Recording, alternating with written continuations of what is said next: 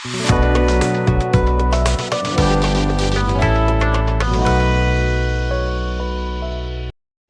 dear student, study with YouTube channel তোমালোকক স্বাগতম জনাইছো। আহা আজি আমি প্ৰেজেন্ট কন্টিনিউয়াস টেন্সৰ বিষয়ে শিকো।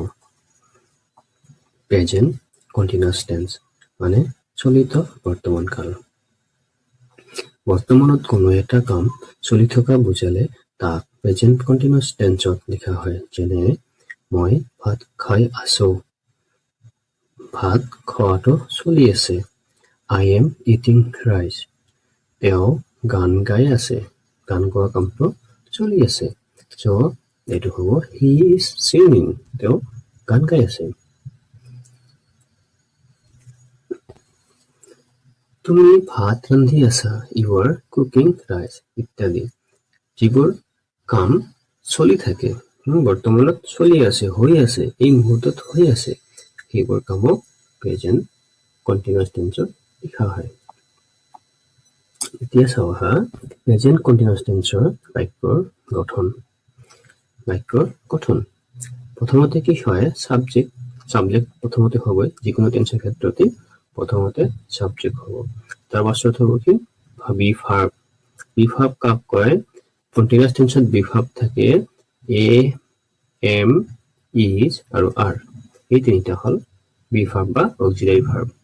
তাৰ পাছত লাগিব ভাৰ্ব মেইন ভাৰ্বটা মানে ভাৰ্বটো লাগিব তাৰ পাছত আৰু এই ভাৰ্বৰ লগত লাগিব আইএনজি আৰু আইএনজি পাছত কি লাগিব অবজেক্ট। যেনে এটা বাক্য লওঁ মই ছবি আঁকি আছো। এই বাক্যটোত আমি যদি এই ধৰণে মিলাই বাক্যটো লিখো কি হ'ব চাও। সাবজেক্ট কি আছে মই ইংৰাজী হ'ব আই লগত কি হ'ব এম হয় ঠিক আছে। আই লগত সদায় এম অক্সিলাৰি ভাৰ্ব হয় মনত ৰাখিবা। তাৰ পাছত কি হ'ব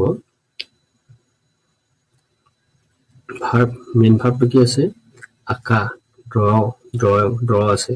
ড্ৰ মানে আঁকা ছবি অঁকা তাৰ লগত কি হ'ব আইএনজি লগালে কি হ'ব ড্ৰৰ লগত ড্ৰয়িং হ'ব। কি আঁকি আছো মই পিকচাৰ এইটো হ'ল অবজেক্ট।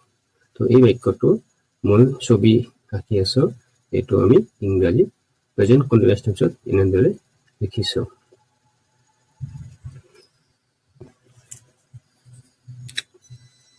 তেওঁ এখন চিঠি লিখি আছে। He is writing a letter. গাইজনীয়ে ঘাঁহ খাই আছে।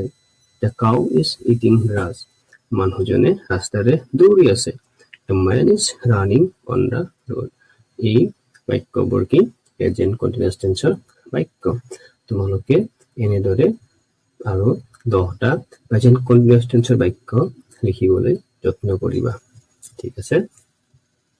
এতিয়া চাও আহা এক বচন আৰু বহু বচনত গো ভাৰ্বটো লৈ পেলাই আমি যদি প্ৰথম পুৰুষ দ্বিতীয় পুৰুষ আৰু তৃতীয় পুৰুষত প্ৰেজেন্ট কন্টিনিউয়াস টেন্সত লিখো তেতিয়াহ'লে কি হয় সিঙ্গুলাৰ নাম্বাৰ এক বচন প্লুৰাল নাম্বাৰ বহু বচন আৰু ভাৰ্ব গো মানে যোৱা।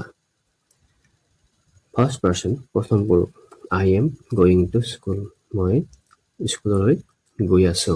স্কুলত গৈ থকাটো চলি আছে। স্কুল তেওঁ গৈ আছে তাৰমানে we are going to school. আমি স্কুললৈ যাওঁ। I am going to school. মই স্কুললৈ যাওঁ আৰু we are going to school. আমি স্কুললৈ যাওঁ এইটো হ'ল বহু বচন। তাৰ পাছত সেকেন্ড পাৰ্সন দ্বিতীয় পুৰুষ কি আছে চাও you are going to school. তুমি স্কুললৈ গৈ আছা। বহু বচনত কি হ'ব you are going to school. তুমি স্কুললৈ গৈ আছা বা বিদ্যালয়লৈ গৈ আছা। থাৰ্ড পাৰ্সনত কি হ'ব তৃতীয় পুৰুষত he বা she is হয়। ইয়াতে কি হ'ব he আৰু she লগত কি হ'ব is হ'ব। থাৰ্ড পাৰ্সন সিঙ্গুলাৰ নম্বৰত কি হয় প্ৰেজেন্ট কন্টিনিউয়াস টেন্সত is অক্সিলাৰি ভাৰ্ব ব্যৱহাৰ হয়। বিভাৰ্ব কি হয় is হয়। they are going to school. ইহঁতে বিদ্যালয়লৈ গৈ আছে। বহু বচন হৈছে কাৰণে ইয়াতে আৰ হৈছে ঠিক আছে। মনত ৰাখিবা আইৰ লগত এম হয় বাকি উই আৰু ইউ দে ইত্যাদিৰ লগত কি হয় আৰ হয়। হি আৰু চিৰ লগত কি হয় ইজ হয় আৰু যিকোনো থাৰ্ড পাৰ্সন সিঙ্গুলাৰ নাম্বাৰৰ লগত কি হ'ব ইজ হ'ব আৰু প্লুৰাল নাম্বাৰ যদি হয় বহু বচন যদি হয় তেতিয়াহ'লে আৰ হ'ব। আৰু যদি একবচন হয় সিঙ্গুলাৰ নাম্বাৰ হয় তেতিয়াহ'লে কেৱল ইজ হ'ব মনত ৰাখিবা তাৰপিছত কি আছে চাওঁ Ram is going to school ৰামে স্কুললৈ যায় Sita is going to school Sita স্কুললৈ যায় Ram and Sita going to school Ram and Sita are going to school এতিয়া ৰাম আৰু সীতা যেতিয়া হয় তেতিয়াহ'লে তেতিয়া আর হৈ যাব ইয়াত Ram and Sita are going to school ইয়াতে বহুবচন কাৰণে ইয়াতে আৰ হৈছে ঠিক আছে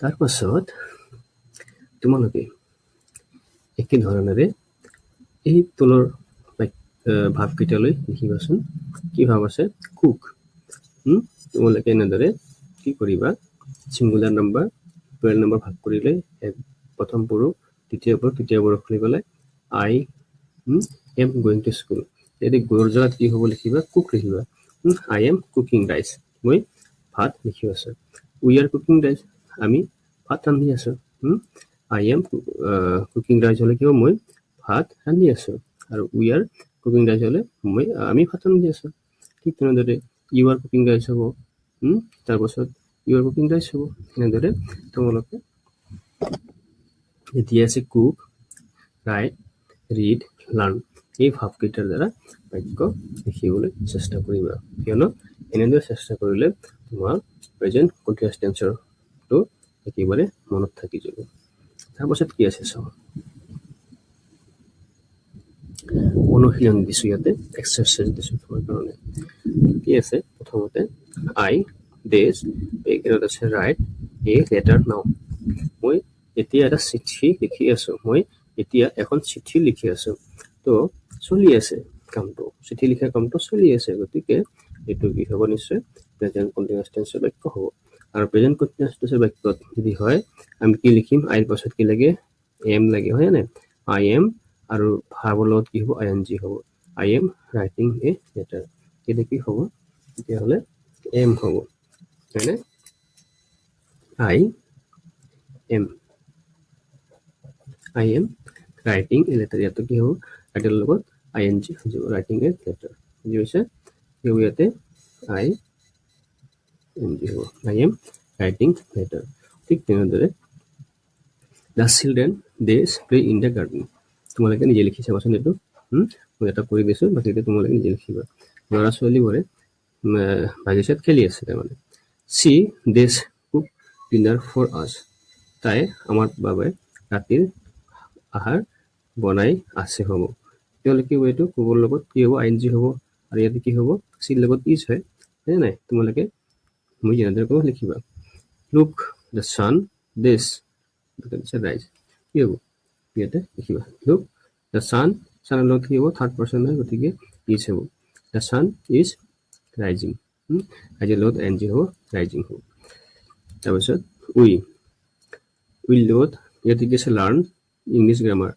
আমি ইংৰাজী গ্ৰামাৰ শিকি আছো হ'ব তেতিয়াহ'লে কি হ'ব উই আৰ লাৰ্ণিং হ'ব এইটো হয়নে তোমালোকে যদি তোমাৰ গ্ৰামাৰ আছে ঘৰত গ্ৰামাৰত শেষত তোমালোকে চাবা এনেধৰণৰ বহুতো অনুযায়ী প্ৰশ্ন দি আছে সেই প্ৰশ্নসমূহ তোমালোকে কৰি চাবলৈ যত্ন কৰিবা